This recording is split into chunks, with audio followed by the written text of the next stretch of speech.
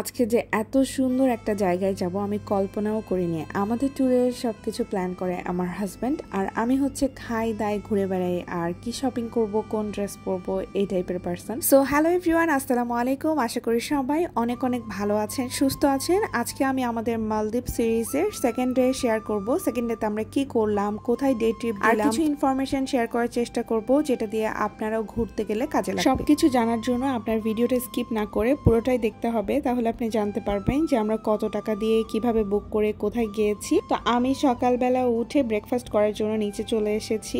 আমি একদম রেডি হয়ে চলে আসছি যেন ব্রেকফাস্ট করেই বের হয়ে যেতে পারি। এর মধ্যে আমার মেয়ে পাউডার দিয়ে পুরা গা মাখিয়ে আমার কাজ আরো বাড়িয়ে দিছে। জাস্ট আমরা বের হব এই টাইমে এই কাজটা করছে ও। মালদ্বীপ সিরিজের ফার্স্ট পার্টে আমি আমাদের হোটেল সম্পর্কে শেয়ার করেছিলাম, বাট আরো ডিটেলস যেটা বলা হয়নি সেটা হচ্ছে আমরা যে হুলুমালাতে হোটেলটাতে ছিলাম এটার পার নাইট ভাড়া ছিল 6,500 টাকা। আর এই হোটেল বুকিংটা কিন্তু আমরা আগে থেকেই করেছিলাম। যখন আমরা বাংলাদেশে ছিলাম তখন সেখান থেকেই এইটা পেমেন্ট করে দিয়েছি এবং agoda.com থেকে আমরা হোটেলটা বুকিং করেছিলাম।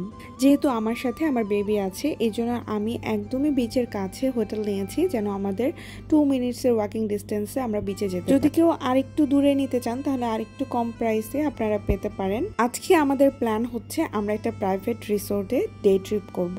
আমাদের বোটটা ছাড়বে 11টার দিকে। আমাদের ব্রেকফাস্ট ছিল 7:30 থেকে 9:30 পর্যন্ত। এই জন্য আমরা ব্রেকফাস্ট করে বেশ খানিকটা সময় পেয়েছি। তখন আমরা বিচে চলে আসলাম কিছু ছবি তোলার জন্য এবং একটু সময় এখানে হাঁটাহাঁটি করে তারপরে আমরা রওনা দিব। ইতিমধ্যেই আমার বাচ্চা ঘুমিয়ে গিয়েছে গাড়ির মধ্যে।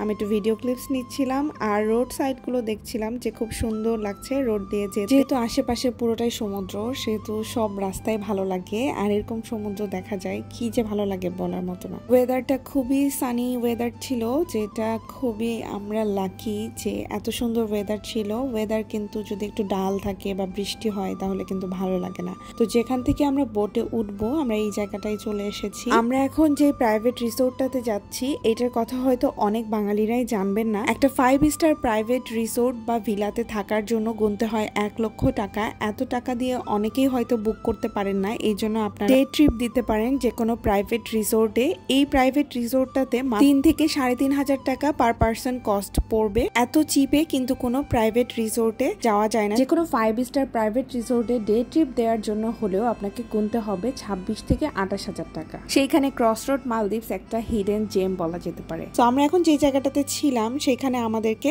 একটা বেল্ট পরিয়ে দেওয়া হলো ক্রসরোড মালদ্বীপ, যেটাতে আমরা যাচ্ছি রিসোর্ট। সুন্দর দৃশ্য দেখতে দেখতে আমরা চলে আসছি সেই রিসোর্টে। তারপরে আমরা এখানে নামলাম। নামার পরে তো এই পানির কালার দেখে আরো ভালো লাগলো। অনেক সুন্দর করে গোছানো এই রিসোর্টটা। তারপর জাইবার বাবা জাইবাকে নিয়ে চলে আসতেছে। এর মধ্যে আমার মেয়ে ঘুম থেকে উঠে সবকিছু দেখতেছে, বাট ও একটু রোদের কারণে বিরক্ত হচ্ছিল।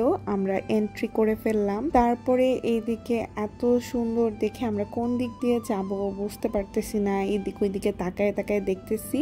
আর এখানে আমাদের এখনো পেমেন্ট করা হয়নি, যার কারণে আমরা খুঁজছিলাম যে কোথায় সেই বুথটা যেখানে আমরা পেমেন্ট করব।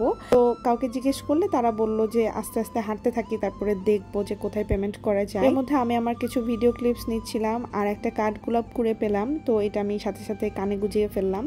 এখানে কিছু সুভিনিয়ার শপ আছে যেখানে অনেক সুন্দর সুন্দর জিনিসপত্র পাওয়া যায়, বাট এগুলো অনেক এক্সপেন্সিভ। আমি এগুলা কেনার কথা চিন্তাও করিনি, জাস্ট দেখলাম। আর এতক্ষণ আসতে আসতে আমরা সবাই অনেক বেশি গরমে ঘেমে গিয়েছি। Finally hair is the booth যেখানে আমরা পেমেন্ট করতে পারবো। সো এখানে পেমেন্ট না করে আপনি হচ্ছে বিচ সাইডে বা পুলের এই পারবেন না। সো তারপরে সৌরভ হচ্ছে পেমেন্ট করে দিচ্ছিল আর আমি গরমের মধ্যে মাথাটা একদম টাইট করে বেঁধে ফেললাম। আমার মেয়েও একটু আরাম পাইলো। এই রুমটাতে একদমই হাই ভলিউমে এসি দেওয়া ছিল, অনেক ঠান্ডা, মনে হচ্ছে এখান থেকে না বের হই গরমের মধ্যে। তারপরেও তো যেতে হবে, আমরা তো ঘুরে দেখতে আসছি। আর আমার মেয়ে এদিকে ওদিকে ঘোরাঘুরি করে একটা পিচ্চি বাবু ছিল তার সাথে খেলাধুলা করতেছিল। এখানে কয়েকটা প্যাকেজ আছে যেটা আপনি সিলেক্ট করে নিতে হবে তখনই যখন আপনি এন্ট্রি করবেন। তো আপনি কতক্ষণ সময় এখানে থাকবেন, কয় ঘন্টা থাকবেন, আপনি কি লাঞ্চ নিচ্ছেন কিনা সাথে আপনার প্যাকেজে, অথবা আপনি লাঞ্চ ছাড়া শুধু এন্ট্রি ফি দিয়ে ঢুকতে পারেন। তো আমরা কিন্তু আমাদের প্যাকেজের মধ্যে লাঞ্চ নেইনি। 2 জনের জন্য এন্ট্রি ফি পড়বে 6 থেকে 6,500 টাকা। আমাদের বাচ্চার কোনো এন্ট্রি ফি লাগবে না। তারপরে এই তো ঘুরে ঘুরে দেখছিলাম আর জাইবার পাপা জাইবার জন্য অনেক কষ্ট করেছে, ওকে নিয়ে আসলো। আর আমার বেবিও এগুলা দেখে খুবই খুশি হয়েছে। এই তো আমরা বিচ সাইডে চলে আসছি। বিচ সাইডটা আরো অনেক সুন্দর, আমি একটু ঘুরে ঘুরে দেখাচ্ছি। আর এইখান থেকে আমি দূরে দেখতে পাইলাম যে এরকম একটা দোলনা, এটাতে আমি ছবি তুলবো টার্গেট করে রাখলাম, বাট আমি এটা আগে বুঝি নাই যে এটা কতটা গভীর। আমি এটার গল্প পরে বলছি। আমি পানিতে ভেজার আগে এখানে আরেকটা দোলনা ছিল, সেখানে বসে বসে ছবি তুললাম। আমার বেবিকেও একটু বসাইলাম, ও কিন্তু কখনো আগে দোলনায় উঠে নাই, ওকে একটু ছেড়ে দিতে ভয় পাচ্ছিলাম। তারপর ওর সাথে কিছু ছবি তুললাম। দেন আমরা চলে আসলাম এই পুলের মধ্যে, পুলে ভেজার জন্য। ও কিন্তু এবার ফার্স্ট টাইম কোনো পুলে নেমেছে।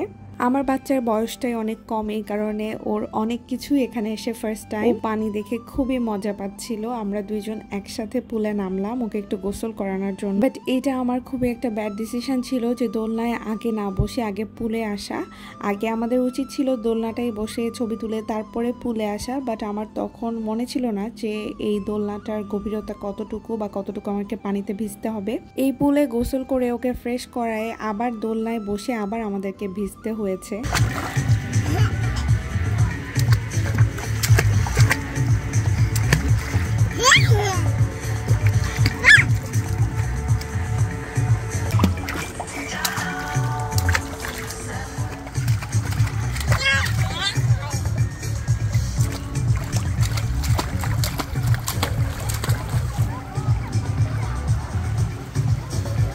পুলে বসে পানি নিয়ে খেলতে আমার বাচ্চা অনেক মজা পেয়েছে, আর আমি ওকে মজা করতে দিয়েছি ইচ্ছে মতো, কারণ ওর জন্যই এই ট্রিপটা অনেক স্পেশাল।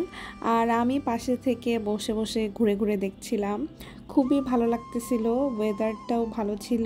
আবার পুলে বসে এখানে এনজয় করতে খুব ভালো লাগতেছিল, আশেপাশে মিউজিক হচ্ছিল। তারপর সৌরভ একটা ফান্টা নিয়ে আসলো। এই ফান্টাটার প্রাইস ছিল ওইখানে 600 টাকা। একটা ফান্টার বোতলের দাম ছিল 600 টাকা। তাহলে চিন্তা করেন কতটা এক্সপেন্সিভ। আজকের ভিডিওতে আমি আর লম্বা করতে চাচ্ছি না, আজকের ভিডিওটা এই পর্যন্তই থাকুক। যদি আমি আরো বেশি কিছু শেয়ার করি তাহলে ভিডিওটা অনেক বড় হয়ে যাচ্ছে। আমরা এই ডে ট্রিপের সেকেন্ড পার্টটা পরের ভিডিওতে শেয়ার করব।